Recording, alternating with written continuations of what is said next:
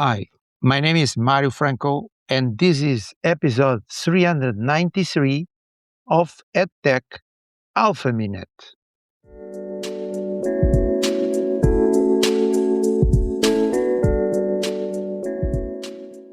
We are sharing here some clips from United Nations where they talk about technology, education, AI, and the role of UN and other actors in these topics.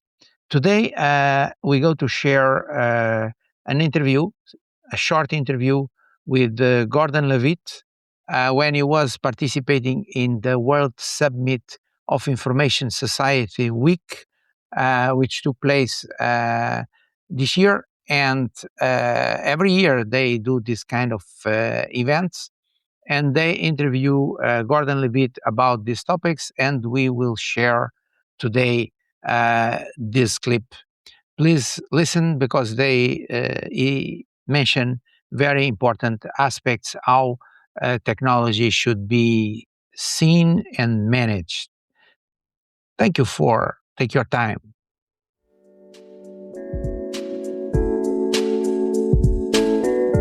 The following clip is produced by the United Nations and shared for educational purposes.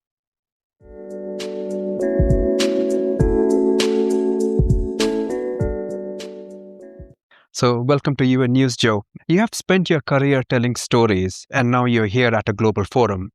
Tell me, why did you come to the UN, and why is it important for you to be here? Well, I'm here at the UN for the World Summit on the Information Society. This is all about kind of the digital world. And why is it important? I think it's not always obvious how digital technology impacts so many other things that we all care about, whether that's economic things or health things or the environment or crime and justice or whatever it is that you care about. I feel like a lot of solving those problems comes down to how we communicate and how we collaborate. And today, so much of that revolves around digital technology. So for me, talking about governance of digital technology is sort of the key root problem that often needs to be solved to solve so many other problems. And I guess that's why I'm here. You bring me to a very interesting point here. When you look at digital technologies today, what worries you the most and what gives you the most hope? What worries me the most about digital technologies is that oftentimes the best way to make the most money is not so good for people.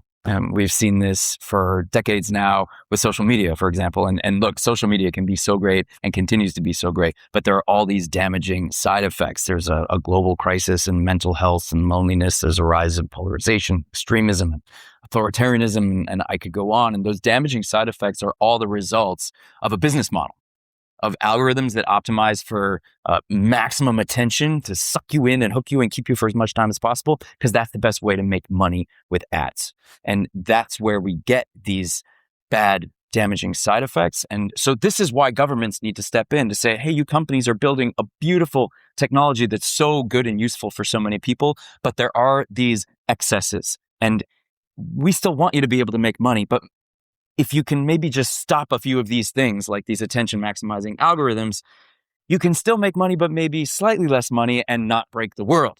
So this is why I'm here advocating for governments to kind of get in the game. For a long time, governments have sort of stayed hands off with digital technology and it hasn't worked out well. And I think it's time for that to change.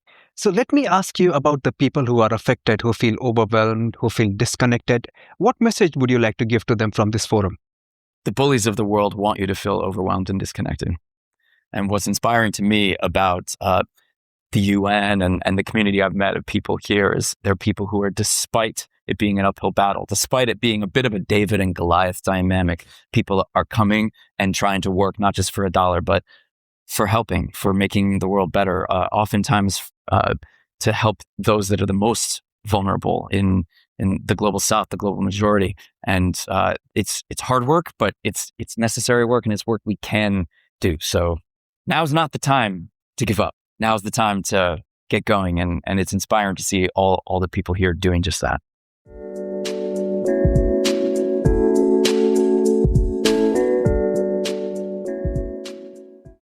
You've just listened to a clip produced by the United Nations, shared here for educational purposes.